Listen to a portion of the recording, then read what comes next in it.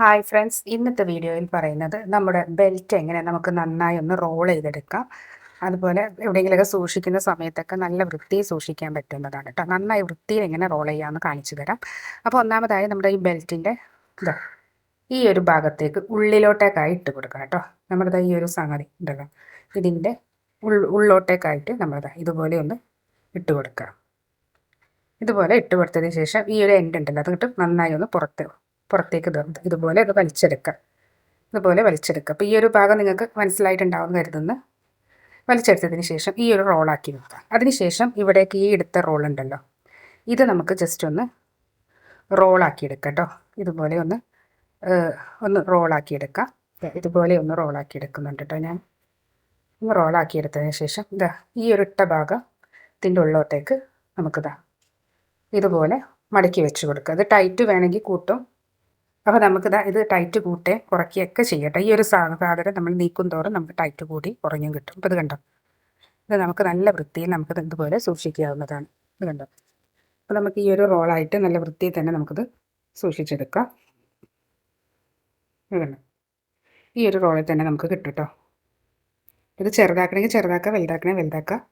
അപ്പോൾ നമുക്കിത് എവിടെയെങ്കിലുമൊക്കെ സൂക്ഷിക്കുന്ന സമയത്ത് ഇതുപോലെ ചെയ്തെടുക്കാം കേട്ടോ. അടുത്തതായി പറയുന്നത് നമ്മുടെ ജീൻസ് എങ്ങനെ നല്ല വൃത്തിയിൽ മടക്കി എടുക്കാം എന്നതാണ് കേട്ടോ പറയുന്നത്. അപ്പോൾ ഇതുപോലെ നന്നായി ഒന്ന് നിവർത്തി വെച്ച് ജസ്റ്റ് നിങ്ങൾ ഇനി അയൺ ചെയ്യുന്നുണ്ടെങ്കിൽ ജസ്റ്റ് ഒന്ന് അയൺ ചെയ്തതിന് ശേഷം നമുക്ക് ഒന്ന് വൃത്തിയിലൊന്ന് മടക്കിയെടുക്കുക. അപ്പോൾ ആദ്യം ഇതുപോലെ ഒന്ന് ജസ്റ്റ് ഒന്ന് മടക്കുക. രണ്ട് സൈഡും ഇതുപോലെ ഒന്ന് മടക്കി കൊടുക്കുക. അതിനുശേഷം ഒന്നുകൂടെ ഒന്ന് മടക്കുക കേട്ടോ. ഒന്നുകൂടെ ഒന്ന് മടക്കി വെച്ച് കൊടുക്കുക. അതേപോലെ ഈ സൈഡും ഒന്നുകൂടി ഒന്ന് മടക്കി വെച്ച് കൊടുക്കുന്നുണ്ട് കേട്ടോ. അതിനുശേഷം നമ്മുടെ ഈ ഒരു എൻഡ് ഇതുപോലെ ഒന്ന് ജസ്റ്റ് ഒന്ന് മടക്കി വെച്ച് കൊടുക്കുക. അതിനുശേഷം നമുക്ക് ഈ ഒരു ഭാഗം ഇതിൻ്റെ ഉള്ളോട്ടേക്ക് നമുക്കൊന്ന് മടക്കാം.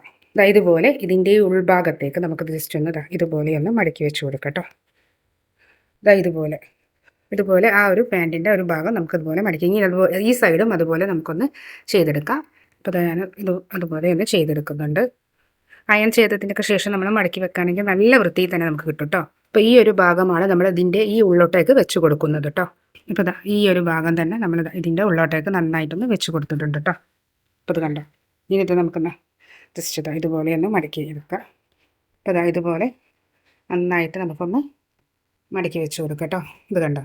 അപ്പോൾ ഈ ഒരു രീതിയിൽ നമുക്ക് ബാഗിലൊക്കെ സൂക്ഷിക്കാനും നമ്മൾ ഷെൽഫിലൊക്കെ സൂക്ഷിക്കാനും സാധിക്കും. കണ്ടോ, ഈ ഒരു ലെവലിൽ നന്നായി. ഇപ്പോൾ ഇത് അയൺ ചെയ്യാത്തതുകൊണ്ടാണ് കുറച്ച് ചുളുങ്ങിയിരിക്കുന്നത്. അയൺ ചെയ്തിട്ടുണ്ടെങ്കിൽ നല്ല പെർഫെക്റ്റ്നെസ് തന്നെ നിങ്ങൾക്ക് കിട്ടും കേട്ടോ.